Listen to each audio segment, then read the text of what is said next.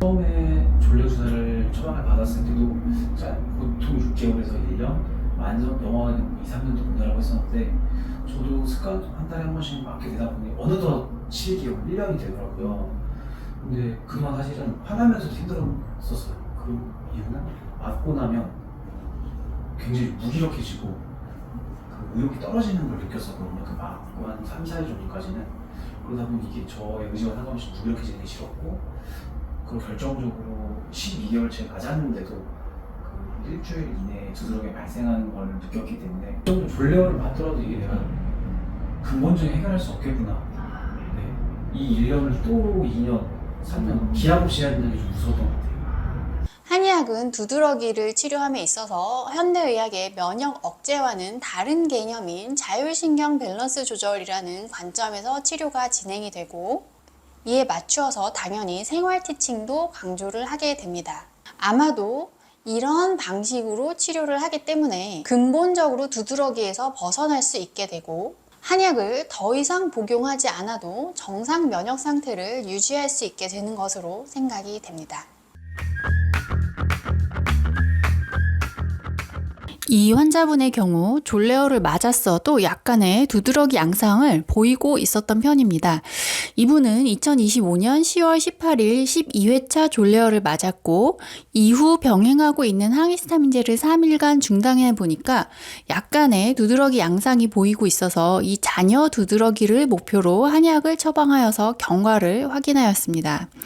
4주 후 졸레어 효과가 떨어지는 시점에는 한약 치료로 어느 정도 두드러기가 약해져서 다시 졸레어를 맞지 않고 항히스타민제 정도로도 두드러기가 제어될 수 있는 상태가 되었습니다. 즉, 졸레어를 맞고 한약 치료를 시작한 이후로는 두드러기가 약해져서 다시 졸레어를 맞을 필요가 없었습니다. 많은 경우 졸레어를 맞으면 두드러기가 전혀 보이지 않습니다. 이때에는 두드러기 외에 동반되는 다른 자율신경계 증상, 즉 불면, 소화불량, 불안초조감, 몸의 열감 등을 참고하여서 한약 치료를 시작하게 됩니다. 만약 졸레어 주사로 인해 두드러기가 전혀 보이지 않으면서 그 외에 아무런 다른 증상이 없다면 한약 치료의 경과를 확인할 수 없다는 어려움이 있기는 합니다.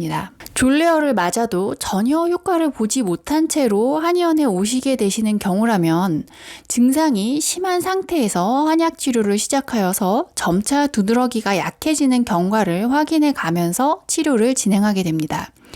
졸레어에도 호전이 없다면 두드러기 자체는 매우 심한 상태지만 오히려 한약 치료를 통한 호전 경과를 좀 더 명쾌하게 확인할 수 있다는 나름의 이점이 있기도 합니다.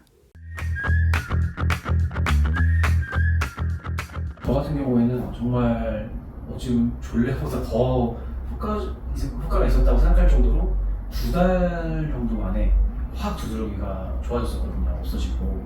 그래서 작년 10월에 시작해서 12월 정도쯤에 오히려 이제 중단해도 되나? 라는 생각이 들 정도로 정말 좋아졌었는데, 중간에 제가 이제 더운 나라로 출장을 가게 되면서 좀 장기로 한 20일 정도 갔다 오다 보니 다시 몸에 좀 열이 생겼는지 두드러기가 다시 발생하더라고요.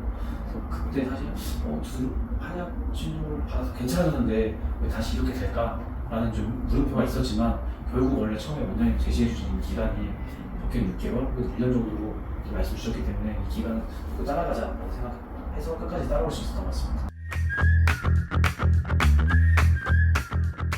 솔직하게 말씀드리면 처음에 졸레어를 한 달 정도 병행하는 기간이 있다 보니까 과연 한의원 치료로 이렇게 치료가 될까? 라는 의문이 있었어요.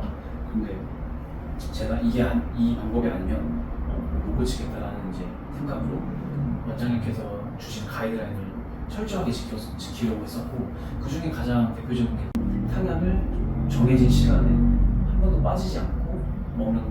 그 아예 알람 어플로도 해놨거든요. 네, 그 주위 회사 동료분들도 시간이 되면 제가 그 탕비실로 가는 걸 알아서 한약으로 가는구나. 그래서 규칙적인 시간에 먹었었고, 두 번째로 저한테 제일 안 좋았던 게 이제 커피였던 것 같아요. 네. 이제 다른 사람들보다 커피를 좀 더 많이 마셨기 때문에 평소에 하루에 한 몇 잔까지 마시나요? 7잔씩 마셨던 것 같아요. 그래서 그거를 줄이는 과정이 힘들진 않았어요? 처음에 굉장히 힘들었습니다. 네. 처음에 7잔 마시던 걸 6잔, 한 잔만 적게 하는데도 힘들었고 6잔, 5잔 한 번에 끊는 게 아니라 주차를 조금씩 줄여나가고 정 힘들면은 비타민C를 먹어도 대체하고 사실 대체하다 보니까 어느덧 커피를 끊게 되는. 정말 대단해요. 이 환자분께서는 제가 설명드리는 이 모든 치료 원리를 바로 정확하게 잘 이해를 하시고 평소 7잔씩 마시고 계시던 커피를 줄여서 결국에는 다 끊으셨고 하루 7, 8시간의 충분한 수면 시간을 가지셨습니다. 그리고 한약으로 만성적으로 항진되어 있는 교감신경을 이완시켜서 신부 체온이 내려갈 수 있도록 유도를 하였습니다. 졸레를 끊는 게 굉장히 큰 결심이 필요하고 그럼 이 부분도 이 한의원 치료를 통해서 치료를 할 수 있다는 확신이 있어야 끊을 수 있는 것 같더라고요. 근데 그 갭이 좀 있는 게 졸레어는 맞으면 바로 두들겨 가라앉지만 이 한의원 치료는 몇 개월이 걸리다 보니 바로 이제 불안감에 다시 졸레어를 찾을 수도 있겠지만 좀 장기적으로 내가 지금 단발성으로 고치는 게 아니라 장기적으로 고쳐야 된다는 거에 확신이 마음이 들면 졸레어를 끊고 치료에 한의원 치료를 진행할 수 있을